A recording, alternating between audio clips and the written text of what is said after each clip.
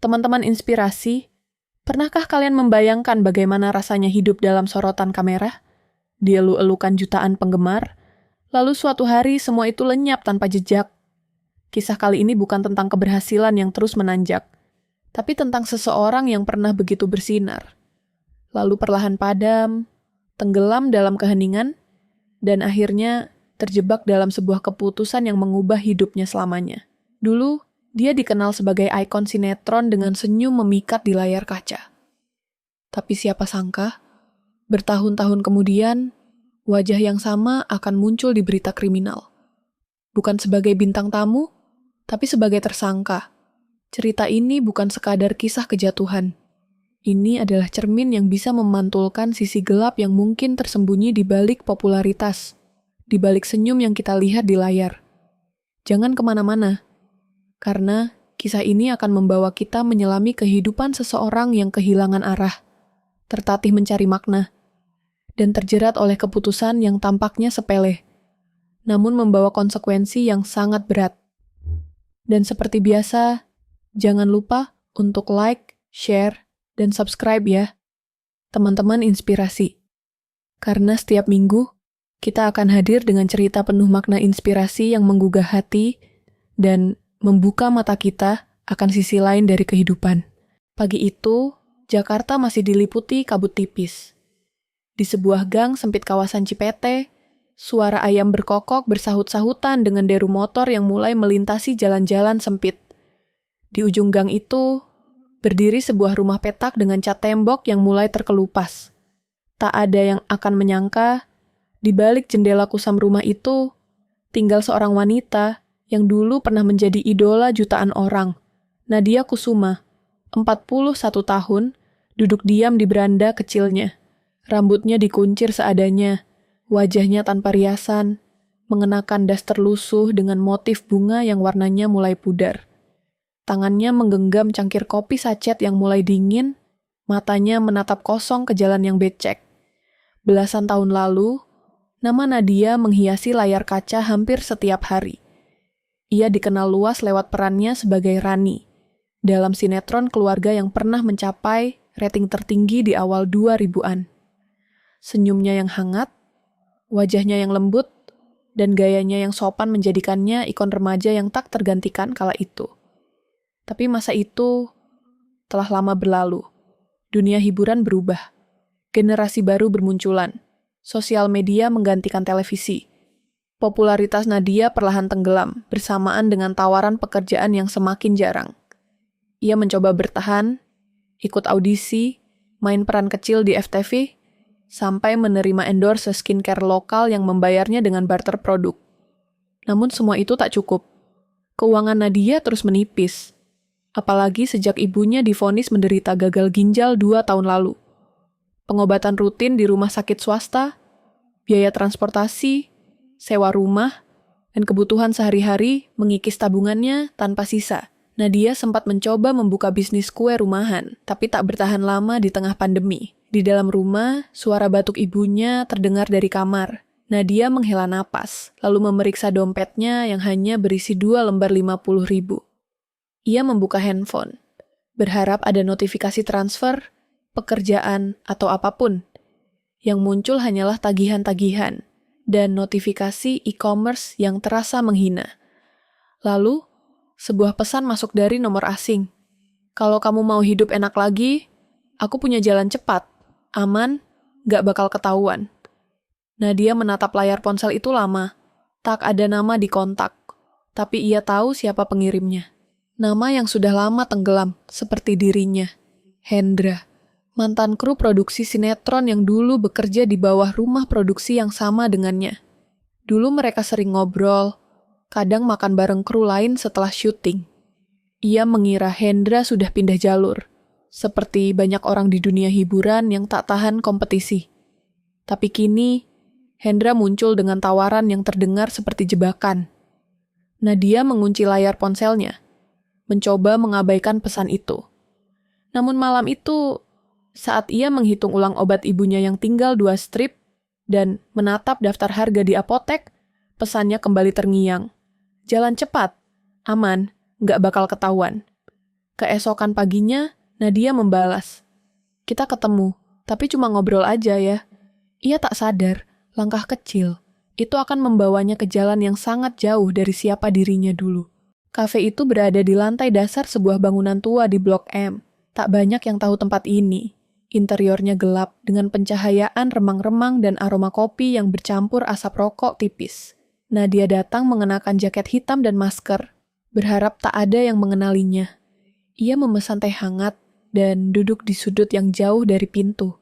15 menit kemudian, Hendra datang. Tubuhnya lebih gemuk dari terakhir kali Nadia lihat. Rambutnya menipis, tapi masih ada gaya sok muda yang bertahan. Dari cara berpakaian hingga cara ia menatap Nadia. "Lama banget nggak ketemu ya, kamu masih kelihatan cantik," ucap Hendra membuka pembicaraan. Nadia tersenyum tipis. "Langsung aja, Hen. Maksud kamu apa kirim pesan kayak gitu?" Hendra bersandar, menatap sekeliling, lalu menurunkan suaranya. "Aku tahu kamu lagi susah. Aku juga dulu kayak kamu. Tapi aku ketemu jalan. Ini bukan nipu orang, Nat. Cuman, ya pakai uang yang bukan dari BI, gitu." Nadia menatapnya tajam. "Uang palsu?" Hendra mengangkat tangan. "Bukan kayak yang kamu bayangin. Ini buatan mesin bagus. Nggak bisa bedain sama asli. Tinggal kamu belanja aja. Muka kamu masih aman. Nggak bakal dicurigain." Nadia tertawa sinis. "Kamu pikir aku sebodoh itu?" Tapi Hendra tahu kelemahannya. Ia tahu apa yang membuat Nadia rapuh. "Aku tahu kamu butuh duit buat nyokap. Aku juga punya ibu, Nat. Kamu nggak usah cetak, nggak usah nyebar, cuman belanja. Makanan, kebutuhan rumah. Nanti kamu dapat bagian dari hasil tukar kembalian." Nadia terdiam. Tawaran itu menjijikkan, tapi juga sangat menggoda. Ia membayangkan ibunya bisa mendapat perawatan lebih baik, tidak lagi minum obat generik murahan. Ia membayangkan tak harus meminjam uang dari teman lama yang tak lagi membalas chatnya. Kalau ketahuan, nggak bakal. Asal kamu tenang dan nggak serakah. Hendra mengeluarkan segepok uang pecahan 100.000 dari amplop. Warnanya nyaris sempurna. "Ini tester. Coba kamu pakai beli kebutuhan rumah. Nanti kamu bilang sendiri gimana hasilnya." Nadia menatap amplop itu lama. Jantungnya berdetak lebih cepat. "Aku nggak janji," ucapnya pelan. Hendra tersenyum. "Nggak perlu janji, cuman coba dulu." Dan malam itu Nadia pulang dengan amplop berisi 10 lembar uang palsu. Ia belum tahu bahwa setiap lembar itu adalah satu langkah menuju jurang yang tak bisa ia hindari. Hari masih pagi ketika Nadia berdiri di depan minimarket kecil di dekat rumahnya. Tangannya gemetar saat menggenggam lembaran uang 100.000 rupiah yang tampak mulus, terlalu mulus. Ia menatap cermin etalase kaca toko, memastikan wajahnya tampak biasa, tidak mencurigakan. Ini hanya satu kali, batinnya. Satu transaksi. Jika lolos, ia akan berhenti. Di dalam toko, Nadia mengambil beberapa barang kebutuhan rumah. Sabun mandi, pasta gigi, minyak goreng, dan susu rendah gula untuk ibunya. Jumlah totalnya sekitar 87.000 rupiah. Saat kasir mengembalikan kembalian, jantung Nadia berdebar hebat. Lembar itu diterima. Tidak ada reaksi aneh dari kasir. Tidak ada alarm. Tidak ada teriakan. Tidak ada polisi datang tiba-tiba. Nadia keluar dari toko sambil menahan napas. Tangannya masih gemetar saat menerima kantong belanjaan dan kembalian uang asli. Ia berjalan cepat, lalu semakin cepat, sampai akhirnya setengah berlari pulang ke rumah. Sesampainya di dalam, Nadia mengunci pintu, menarik napas panjang, lalu menjatuhkan diri ke sofa tua di ruang tamu. Ia menatap langit-langit. Di antara rasa takut dan lega, ada sensasi aneh yang belum pernah ia rasakan sebelumnya. Sensasi lolos, sensasi menang. 3 hari kemudian, Nadia mencoba lagi. Di toko berbeda. Kali ini, ia membeli kebutuhan ibunya. Obat pereda nyeri, vitamin murah, dan minyak kayu putih. Transaksi kembali berhasil. Ia mulai membagi strategi. Jangan di toko yang sama 2 kali. Jangan beli barang mahal. Belanja sewajarnya. Gunakan 1 lembar saja per transaksi. Setiap kali berhasil, Hendra memberinya bagian dari uang kembalian yang didapat, ditambah uang tunai kecil, sebagai bonus kepercayaan. Dalam waktu 2 minggu, Nadia mulai bisa membayar tunggakan listrik. Ia membeli makanan yang lebih layak untuk ibunya. Bahkan, sempat memesan layanan ambulan untuk kontrol ke rumah sakit. Tapi rasa takut terus membayang. Setiap kali ia keluar rumah, matanya selalu waspada. Setiap suara sirin membuatnya panik. Ia selalu berpikir, bagaimana kalau hari ini ketahuan? Namun semakin sering ia lolos, rasa takut itu mulai terkikis oleh kebutuhan. Dan kebutuhan mulai berubah menjadi kebiasaan. Hendra pun mulai mendorongnya lebih jauh. Kamu bisa bantu aku nyebarin kedua tempat sekaligus. Kamu cuma tinggal naruh. Ada tim aku yang ambil dan tukar kembalian. Nadia sempat menolak. Tapi tekanan datang dari kebutuhan baru. Ibunya butuh alat bantu pernapasan portabel. Harganya lebih dari 3 juta. Malam itu, Nadia membuka lemari kecil tempat ia menyimpan amplop-amplop berisi lembaran palsu. Tangannya sudah tak gemetar lagi. Tapi hatinya masih berperang. Dan untuk pertama kalinya, ia tak hanya belanja. Ia mulai menyebar. Di sebuah pusat perbelanjaan kawasan Kalibata, Nadia berjalan pelan menyusuri lorong rak-rak produk. Ia tampak tenang di luar, namun dalam hati waspada. Kali ini, ia membawa 4 lembar uang palsu. Tugasnya, belanja di 2 toko berbeda, dan 2 lainnya ia titipkan lewat sistem sebar cepat milik Hendra. Dengan berpura-pura menjadi pembeli yang membatalkan transaksi lalu meninggalkan uang palsu di meja kasir. Transaksi pertama lancar. Di toko bahan makanan, kasir tak menunjukkan kecurigaan. Transaksi kedua sedikit menegangkan, karena mesin pendeteksi uang di kasir sempat menyala. Namun si kasir hanya menepuk-nepuk uang tersebut lalu memasukkannya ke laci. Saat hendak meninggalkan toko, Nadia merasa ada seseorang yang mengikutinya. Ia melirik ke kaca etalase. Sosok pria muda mengenakan jaket hitam tampak membuntutinya dari kejauhan. Pria itu tak membawa keranjang, tak belanja, hanya berjalan mengikuti arah langkahnya. Panik mulai merayap. Nadia mempercepat langkah. Ia melewati lorong aksesoris, lalu belok ke eskalator naik, berpura-pura mencari toilet. Tapi, saat ia berhenti dan menoleh, pria itu masih ada, menatap lurus ke arahnya, kali ini dengan earphone terpasang di telinga. Nadia turun ke lantai dasar dan keluar lewat pintu belakang mall. Nafasnya sesak. Ia menyetop ojek online dan memaksa dirinya tenang. Sesampainya di rumah, ia tak langsung masuk. Ia berdiri lama di depan pagar, mengamati sekitar, memastikan tak ada yang mengikutinya. Malam itu, Nadia menghubungi Hendra. Kayaknya aku diikuti. Siapa? Tanya Hendra cepat. Nada suaranya berubah waspada. Nggak tahu, tapi dia ngikutin aku sampai eskalator. Dia pakai earphone, jaket gelap. Tenang, bisa jadi satpam mall biasa. Tapi mulai sekarang, jangan ke tempat yang sama 2 kali, ganti jalur. Nadia mengangguk sendiri. Tapi sejak hari itu, ketenangannya mulai retak. Ia sering terbangun malam, merasa seperti ada yang memantau dari luar rumah. Setiap suara motor di depan gang membuatnya berjaga. Ketakutan lama yang dulu sempat hilang, kini muncul kembali, lebih tajam. Tapi anehnya, di balik semua itu, ada bagian dari dirinya yang mulai merasa tak bisa kembali. Terlalu banyak yang sudah ia lakukan. Terlalu jauh ia melangkah. Dan ia tahu, saat satu mata melihat, biasanya ada mata lain yang mengintai lebih jauh. 3 hari setelah insiden di Mall Kalibata, suasana rumah Nadia terasa lebih sunyi dari biasanya. Sang ibu lebih banyak tidur karena kelelahan, dan Nadia lebih banyak mengurung diri. Ia sudah tak keluar rumah 2 hari penuh, menolak ajakan Hendra untuk menjalankan rute belanja baru. Namun bukan berarti hidupnya jadi tenang. Di dalam dirinya, pertarungan masih berlangsung. Uang di laci makin menipis, dan stok obat ibunya tinggal cukup untuk 2 malam.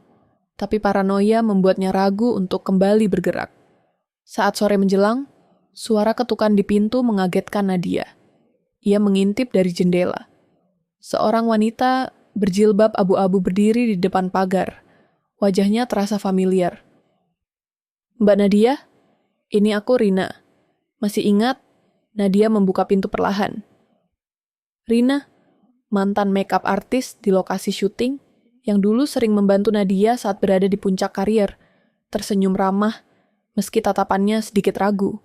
Mereka duduk di teras kecil sambil berbasa-basi. Tapi Nadia tahu, kedatangan Rina bukan sekadar silaturahmi. Aku kerja di agensi sekarang, ada proyek sinetron baru, peran ibu-ibu. Aku langsung kepikiran kamu. Nadia tercengang. Rina menjelaskan bahwa stasiun TV lokal ingin wajah-wajah lama kembali hadir untuk menarik penonton lawas. Bayarannya memang tak besar, tapi cukup untuk membayar tagihan rumah dan beli stok obat beberapa minggu ke depan. Sejenak, Nadia merasa ada cahaya, harapan, ia bisa kembali ke jalur yang dulu ia tinggalkan. Jalur yang, meski tak mudah, adalah hidup yang lebih jujur. Tapi sebelum ia sempat menjawab, HP-nya bergetar. Pesan dari Hendra. Ada pengiriman malam ini. 2 titik. Kita butuh kamu. Bonusnya dobel. Nadia menghapus pesan itu, lalu kembali fokus ke Rina. Aku mau, ucap Nadia. Aku akan datang ke audisinya. Malamnya, Nadia menatap kaca cermin. Ia mencoba kembali merias wajah seperti dulu. Mencoba mengenali sosok Nadia Kusuma yang pernah ia banggakan. Tapi, di balik makeup itu, ia melihat bayangan yang berbeda. Matanya lebih gelap, kerut di dahi lebih dalam. Saat hendak tidur, ia membuka dompet. 2 lembar uang palsu masih tersisa. Ia harus memilih. Uang cepat dari Hendra atau hidup baru dari masa lalunya. Tapi sayangnya, hidup tak pernah memberi banyak waktu untuk berpikir. Pagi harinya, Nadia mengenakan baju terbaik yang ia punya. Kemeja putih yang dulu sering ia pakai untuk sesi pemotretan, kini terasa sedikit sempit di bagian dada. Ia berdandan sederhana, membawa map berisi foto lama dan portofolio, lalu berangkat ke studio televisi tempat audisi digelar. Hatinya berdebar, tapi kali ini bukan karena takut ditangkap, melainkan karena harapan yang mulai tumbuh. Namun di perjalanan, ia menerima telepon dari Hendra. Ia mengabaikannya. Kemudian pesan masuk. Kalau kamu nggak bantu hari ini, aku kirim nama kamu ke jaringan lain. Jangan mainin aku, Nat. Nadia menelan ludah. Ancaman itu bukan basa-basi. Dalam dunia gelap seperti yang mereka jalani, tak ada ruang untuk berhenti sepihak. Tapi Nadia tetap berjalan menuju lokasi audisi. Ia duduk di ruang tunggu bersama beberapa wanita lain. Sebagian lebih muda, sebagian lebih tua. Ia mulai mengisi formulir saat suara 2 pria terdengar dari belakang. Itu bukan Nadia Kusuma ya, dulu sinetron Mentari Pagi. Iya, tapi sekarang katanya hidupnya hancur. Ada yang bilang dia dililit utang. Nadia pura-pura tak dengar. Ia tersenyum kaku, lalu menoleh ke arah jendela. Mobil SUV hitam terparkir di luar. Di balik kaca gelapnya, seorang pria dengan earphone sedang bicara, sambil sesekali melirik ponsel. Bulu kuduk Nadia berdiri. Wajah pria itu mirip dengan orang yang membuntutinya di mall. Ia segera berdiri, map di tangan jatuh. Ia keluar dari gedung, berjalan cepat menuju halte terdekat, menolak semua logika. Hatinya berkata, itu bukan kebetulan. Di perjalanan pulang, Nadia menerima pesan suara dari Hendra. Kamu pikir kamu bisa kabur? Aku yang bantu kamu hidup sekarang. Jangan lupa itu. Kalau kamu berani mundur, bukan cuma kamu yang kena. Semua yang dekat sama kamu bakal ikut celaka. Malam itu, Nadia tak makan. Ia hanya duduk di pojokan ruang tamu, memeluk lutut dan menangis dalam diam. Ibunya memanggil dari kamar, tapi ia terlalu takut untuk menjawab. Ia tahu hidupnya sudah terlalu jauh dari titik balik, dan besok dia harus memilih. Menghadapi risiko kehilangan semua, atau melanjutkan hidup dengan bayangan yang akan terus memburunya. Malam berikutnya, udara Jakarta terasa lebih dingin dari biasanya, seakan tahu bahwa sesuatu yang buruk sedang mendekat. Nadia duduk di kursi dapur, memperhatikan 2 lembar uang palsu terakhir di tangannya. Matanya sembab karena kurang tidur, dan pikirannya terus berputar. Ia telah menolak 1 misi Hendra, dan itu sudah cukup membuatnya diancam. Tapi yang lebih menakutkan, bukan hanya Hendra, melainkan perasaan bahwa ada sesuatu yang lebih besar sedang mengawasinya. Tiba-tiba, handphone Nadia berdering. Nomor tak dikenal. Ia mengangkat dengan hati-hati. Ibu Nadia Kusuma? Suara tegas seorang pria terdengar di seberang. Kami dari Kepolisian Metro Jakarta Selatan. Kami mohon Anda datang ke kantor kami besok pagi untuk memberikan keterangan. Digeri Nadia nyaris menjatuhkan ponselnya. Suaranya tercekat. Kenapa ya Pak? Ada transaksi mencurigakan di beberapa lokasi yang kebetulan terhubung dengan Anda. Kami hanya ingin meminta klarifikasi. Telepon ditutup. Nadia terduduk. Seluruh tubuhnya gemetar. Ia ingin berteriak, ingin kabur. Tapi kemana?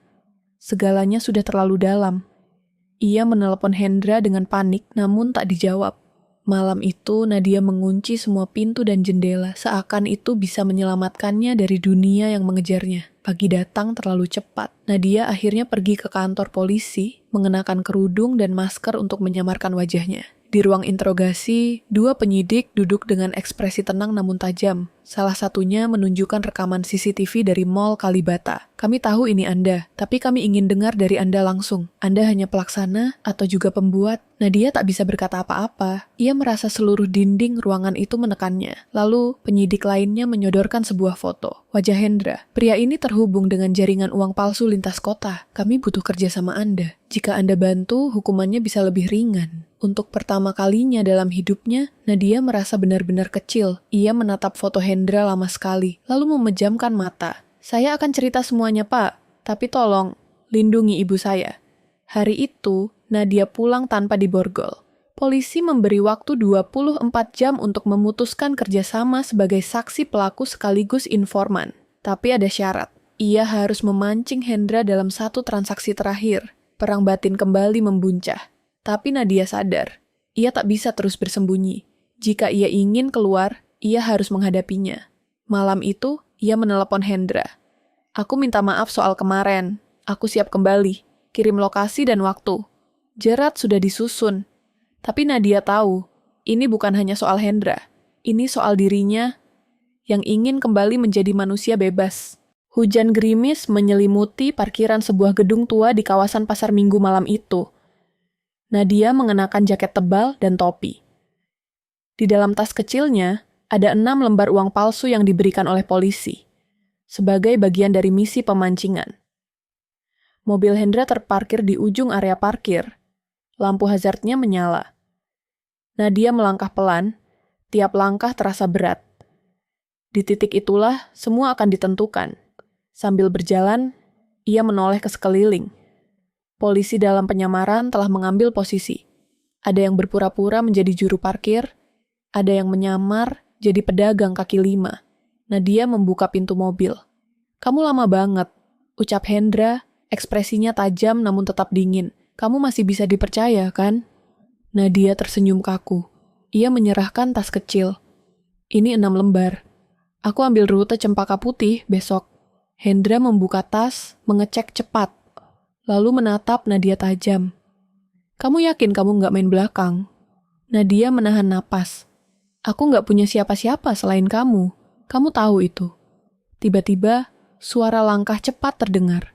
2 pria berpakaian preman mendekat cepat dari arah belakang. Hendra langsung curiga dan membuka pintu mobil dengan kasar. Kamu jebak gua? Seketika itu pula, suara teriakan meledak. Polisi, jangan bergerak.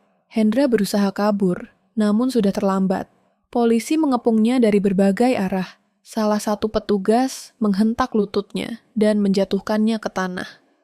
Lalu memborgol tangannya, cepat-cepat. Nadia terduduk di aspal, tubuhnya gemetar. Beberapa petugas segera mendekatinya. Salah satunya menyelimuti tubuhnya dengan jaket.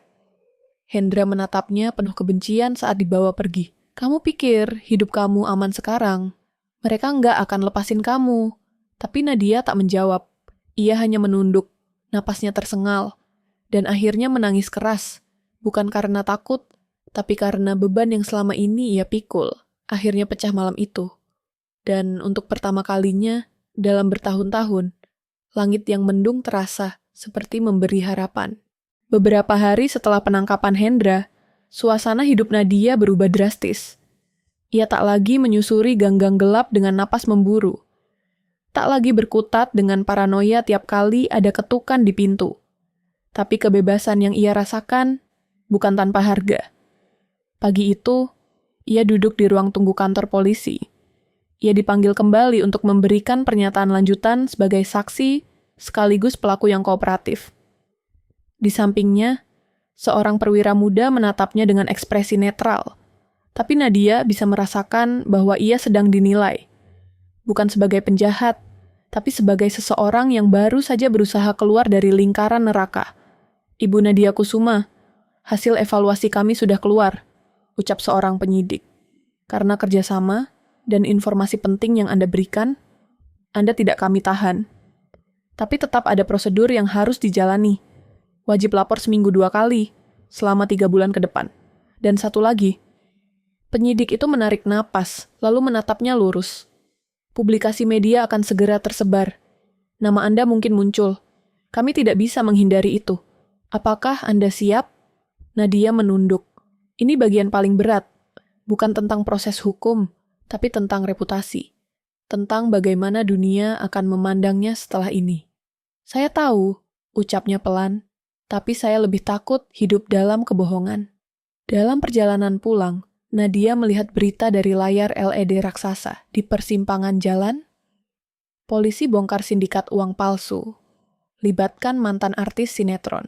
Foto dirinya muncul sekilas. Wajahnya buram, tapi jelas bagi siapapun yang mengenalnya. Sampai rumah, ia mendapati ibunya duduk di teras, membaca majalah lama. Ibu Nadia kini tampak lebih tenang. Sejak Nadia mulai jujur tentang apa yang ia lakukan, hubungan mereka perlahan membaik. Meski tak sepenuhnya bisa mengerti, sang ibu tahu putrinya sedang berjuang untuk benar. Kamu pulang lebih cepat, Nak. Iya, Bu. Hari ini nggak terlalu lama.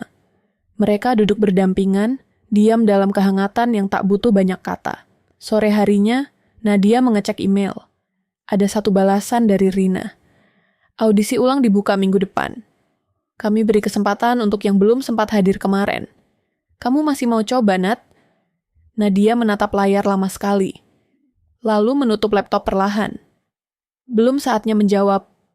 Malam itu, ia membuka laci dan mengeluarkan map berisi foto-foto lamanya. Wajah muda yang ceria, penuh harapan, tersenyum dari balik kertas lusuh. Kini, semua tak sama, tapi senyuman itu mungkin bisa lahir kembali meski dengan luka di baliknya. Ia lalu menulis satu surat untuk dirinya sendiri, untuk Nadia yang dulu. Maafkan aku telah menjauh darimu, tapi hari ini aku berjanji untuk kembali. Bukan untuk dunia, tapi untuk kita. Ia lipat surat itu, masukkan ke dalam map, lalu menaruhnya kembali di laci. Kali ini dengan tenang. Besok ia akan lapor polisi. Besok ia akan memulai hidup yang baru. Bukan karena dipaksa, tapi karena memilih. Dan entah itu lewat layar kaca, atau hanya sebagai anak biasa yang merawat ibunya. Nadia tahu ia masih bisa menjadi bintang dalam hidupnya sendiri. Teman-teman inspirasi, hari itu langit Jakarta begitu cerah, seolah semesta tahu bahwa ada satu jiwa yang perlahan sedang dilahirkan kembali.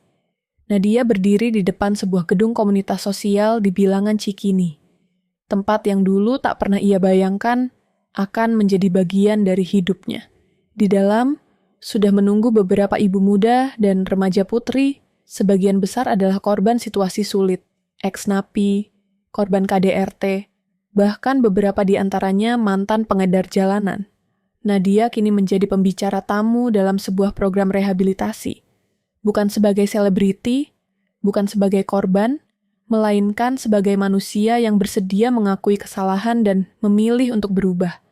Dengan suara lembut namun mantap, ia berkata, "Kalau kalian berpikir jalan hidup kalian sudah hancur, kalian salah. Yang hancur itu bukan hidup kalian, tapi kepercayaan. Dan itu masih bisa dibangun kembali, pelan-pelan. Aku tahu, karena aku pernah berada di tempat kalian." Seketika, ruangan hening. Beberapa mata mulai berkaca-kaca. Di antara hadirin, ada yang menangis tertunduk. Tapi bukan karena sedih, melainkan karena merasa tak sendiri. Teman-teman inspirasi, dari kisah Nadia, kita belajar satu hal penting. Kadang, kesalahan terbesar dalam hidup kita bukan karena niat jahat, tapi karena keputusasaan.